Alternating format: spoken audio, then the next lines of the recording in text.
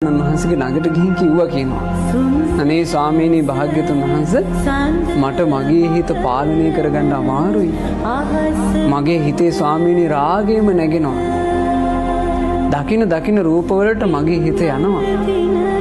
මගේ හිත ස්වාමීනි පාලනයෙන් තොරයි කියනවා. එතකොට බුදුරජාණන් වහන්සේ වදාළා එහෙනම් පින්වත් කොල්ලෝ ඔබ සොහොනට වඩින්න. සොහොනට ගිහිල්ලා සොහොනේ ඉඳලා භාවනා කරන්න පටන් ගන්න කියලා. ඒ කාලේ සොහොන කියලා කිව්වම අද කාලේ සොහොන වලට වඩා වෙනස් නේ. ඒ කාලේ සොහොනේ මිනි වලලාන්නේ නැහැ. මිනි අරගෙන ඇවිල්ලා මැරිච්ච කෙනාගේ මృత ශරීරේ ඔහේ දාලා යනවා.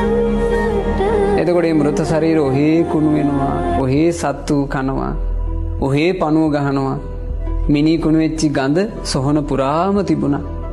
ආන්ගේ සොහොනට තමයි යන්න කිව්වේ. එතකොට කුල්ල ස්වාමීන් වහන්සේ පාත්‍රෙත් අරගෙන ගමට පිණ්ඩපාත වැඩියා. පිණ්ඩපාතෙන් පස්සේ බුදුරජාණන් වහන්සේගේ අනුශාසනාව සිහි කරලා ඕන්නේ හිමි හිට වැඩම කළා සොහොනට. සොහොනට වඩිද්දී තථාගත බුදුරජාණන් වහන්සේ කුල්ල ස්වාමීන් වහන්සේ උදෙසා විශේෂ එරදියක් කළා. ඒ මොකද්ද එරදිය? කුල්ල ස්වාමීන් වහන්සේට පේනවා අලුත ගෙනල්ලා දාපු මල සිරුරක් තියෙනවා. තරුණ කාන්තාවකගේ මල කඳක්. ඒ මල කඳට තාම මුකුත්ම වෙනසක් වෙලා නැහැ. ප්‍රාණය නිරුද්ධ වෙච්ච මොහොතේ වගේ මේ මල සිරුර තියෙනවා. හරි ලස්සන ගෑනු කෙනෙකුගේ මල සිරුරක්.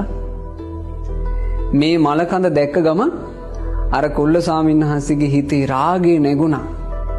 කිසි සිහි කල්පනාවක් නැතුව ඇස් දෙක හොඳට අරගෙන අර මල කඳ දිහා බලාගෙන හිටියා. ඒ රාගයේ ස්වභාවයනේ. බුදුරජාණන් වහන්සේ වදාළා රත්තෝ අත්තං නජානාති. රාගයෙන් හිත ඇරුණට පස්සේ යහපත මොකද්ද අයහපත මොකද්ද කියලා අර්ථය තේරෙන්නේ නැතුව යනවා.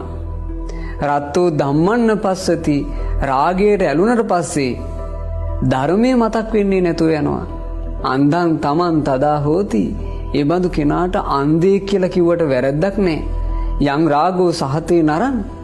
මේ රාගය විසින් මේ මිනිසයාගේ ජීවිතේ වනසනවා. දැන් කුල්ල ස්වාමීන් වහන්සේ රාග බරිත හිතින් අර කාන්තාවගේ ශරීරය දිහා බලාගෙන ඉන්නවා. හිසේ ඉඳලා යටිපතුල් දක්වාම මේ මලකඳ දිහා බලනවා. යටිපතුලේ ඉඳලා හිස දක්වාම මේ මලකඳ දිහා බලනවා. එතකොට බුදුරජාණන් වහන්සේ හරි පුදුම සහගත පෙළහරක් කළා. ඒ පෙළහර තමයි සොහොනට දාපු මලකඳක් දවස් ගාණක් ගත වෙනකොට යම්සී කුණු වෙලා යනවද? ඒ කුණු වෙලා යන ස්වභාවය කුල්ල ස්වාමීන් වහන්සේට ඒ වෙලාවෙම පේන්න සැලැස්සුවා.